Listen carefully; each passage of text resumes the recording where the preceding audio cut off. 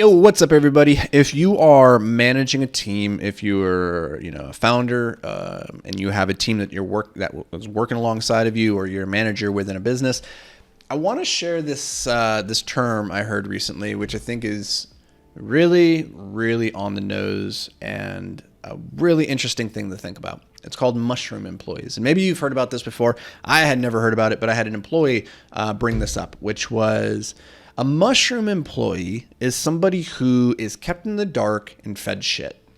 And when I was told this, I was like, man, that explains so much of how I felt back when I was working for other people. Is that I often felt like I was being kept in the dark. I had no idea what was going on, the big overarching plan, and I was constantly being fed shit, which meant I was being given the shit jobs. I wasn't giving enough time or resources to be able to do the jobs well. I wasn't giving clarity on why it was important or anything like that. And the result then is if you keep your employees in the dark and you feed them shit, they're not going to, one, do their best work, and two, they're eventually going to leave. They're going to go find people who will keep them in the light and that will help them grow and not just be a fungus. Because nobody wants to be that, right? I heard recently from somebody else, who was this? I think this is Dan Martell. He's talking about how your job as a leader within the organization, the company, as the founder, is to have a dream big enough or a vision big enough that the dreams of everybody underneath of you can fit within it. So let me repeat that. You need to have a vision big enough that all the dreams of the people underneath of you can fit within it. And so maybe you have, your marketing director, your office manager, these people who they don't want to go be entrepreneurs. They don't want to start a business, but they do have ambitions and they do have things that they want for their life. They want to make more money. They want to have more responsibility. They want to take on cooler and more complex projects. They want all these things. They have all these dreams for their life and for their career. And if you're not giving them the room to breathe and to grow and the vision that says, hey, there's space within this company for you to spread your wings and fly, then you're going to lose those people. They're going to leave you and go find the entrepreneurs, the founders that can provide that for them. And this is really hard, I think, in the early days of building a business when you are just getting to that first level of profitability and you're starting to make your first couple of hires. And that's a very scary time. And I think the mistake that a lot of us make in the beginning is we hire the cheapest person we can possibly afford.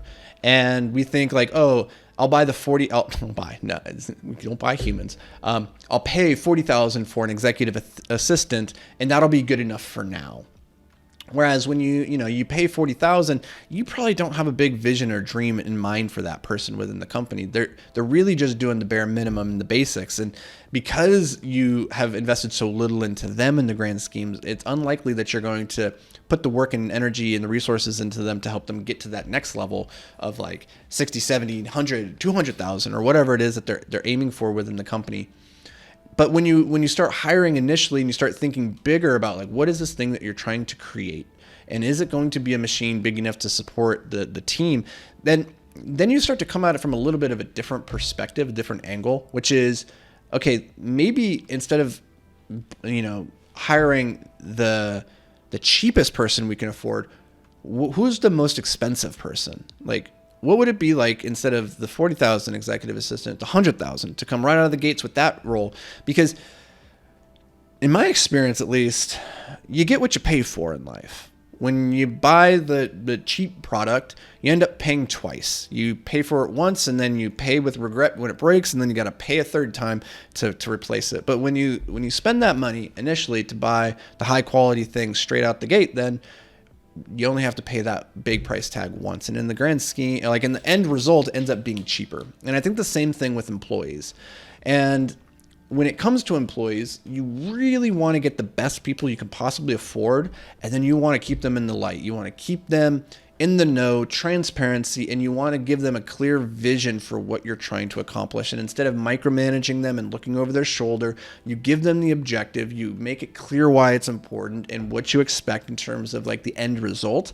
And then you let them run through those open pastures to solve it for themselves, because you do not hire dogs to teach them how to bark.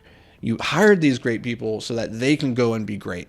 Now make sure that you're supporting them and giving them the resources that they need to be able to do that.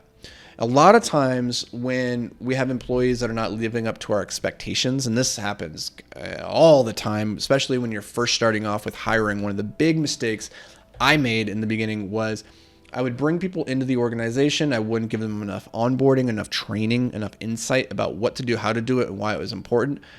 And so they would fail to live up to my expectations. They would do the thing at a lower standard than I was expecting. They would do it slower, and I would get frustrated because I wasn't good at training and holding people accountable and setting expectations or anything of this type. I would just fire them, and then I would take back the job and I would do it myself. And that's no way to grow. That's just going to burn you out in the long term. And a framework that I found really, really helpful when evaluating, okay, is the problem with me or is it with the employee? Because, you know, a lot of times in the beginning, I had so much hubris and ego and said, oh, this is when I do it, the system's fine. It's easy. I can pump it out in this time period and then get this quality. Therefore, why can't you? Right. So I was holding people to a standard that was maybe unrealistic because I had been doing it for however long and I was like the expert at it. And so instead of holding people to that standard, the question that I started to ask, the framework that I would go through is, are they slacking or are they lacking? And before you ever assume that somebody's slacking, it's very important that you go through and make sure that they're not lacking. And when they lack something, it's a lack of resources, training, support from you. You didn't give them something. They're lacking the necessary resources to do the job exceptionally well. And so when you get to this point of people not living up to your expectations and your standards, start by asking, what have I not given them? And you need to go through a couple of rounds of this usually and say, okay, you didn't have this insight. You didn't have this expectation. Okay, you didn't have this on this training. You didn't have this accountability, whatever. And it can take a little bit of time before you finally check all the boxes and you're able to say, okay, you're not lacking anymore. I gave you all the resources, everything that you could possibly need to be able to do this, and it's still not living up to my standards and my expectations. Well, then you might actually have a slacking problem, which is they're just not doing the job, and that maybe it's time to move them to a different seat or move them out of the company entirely.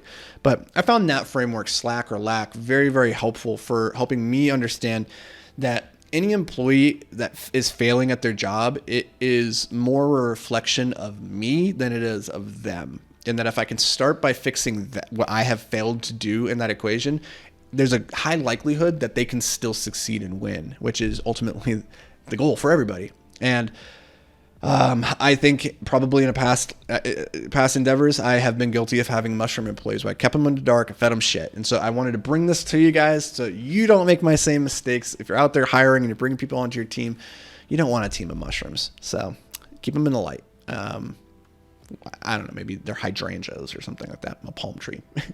Anywho, that's going to do it for me, guys. Hopefully this brings you a little bit of value. If it did, do me a favor, just drop a review, shoot this to somebody that you think would get some value out of it. If you got a boss who's treating you like a mushroom right now, send this to them and say, hey, not cool, or whatever.